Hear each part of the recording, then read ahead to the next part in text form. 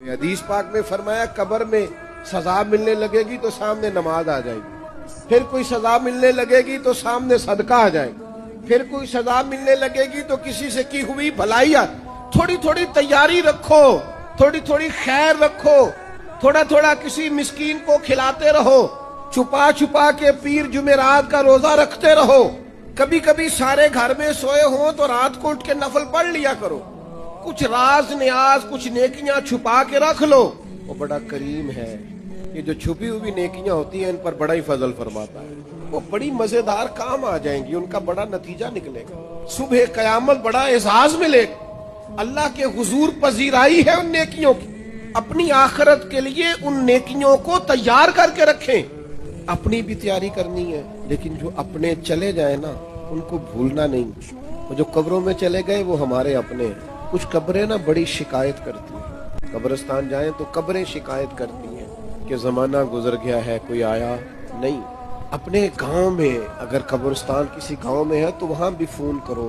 बारिशों के बाद जरूरत होती है कब्रों का पता लेने। थोड़ी थोड़ी तवज्जो, जाने वालों की कब्रों पर जाना, उनके लिए दुआए मगफिरत करना। ये जरा हदीस पाक की गहराई देखना कितनी है।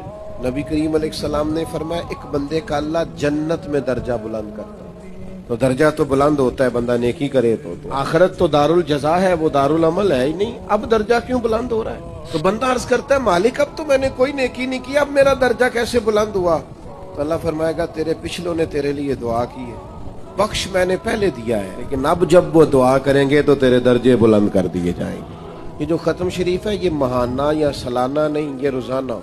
हर रोज कुछ ना कुछ इसाले सवाब, हर रोज दुआए मगफिरत, हर रोज जाने वालों को याद करना। मैं आपसे एक बात अर्ज करूं, मुझे आज तक किसी ने बुलाया नहीं खत्म के लिए कि मेरे परदादा का खत्म है। आप गए कभी किसी ने दावत दी हो परदादा जी का खत्म? बोलो ज्यादा से ज्यादा दादा, वो भी बड़ी मुश्किल से, वरना वालिद तक लोग रहते हैं। क्यों नहीं, क्यों भूल गए हम नस्ल नहीं है उनकी।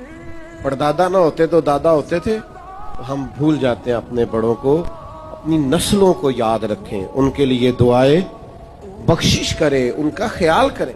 खास तौर पर इसाले सवाब का एहतमाम गाहे गाहे करें, ये बड़ा जरूरी है। और करीबी जब दुआ मांगते हैं ना, जब भाई दुआ मांगता है तो जरा दर्द से मांगता है, बेटा दुआ मांगता है तो जरा दर्द से मांगता है। जब अपने कोई दुआ मांगते हैं तो फिर उनकी दुआओं का अंदाज कुछ और तरह का होता है।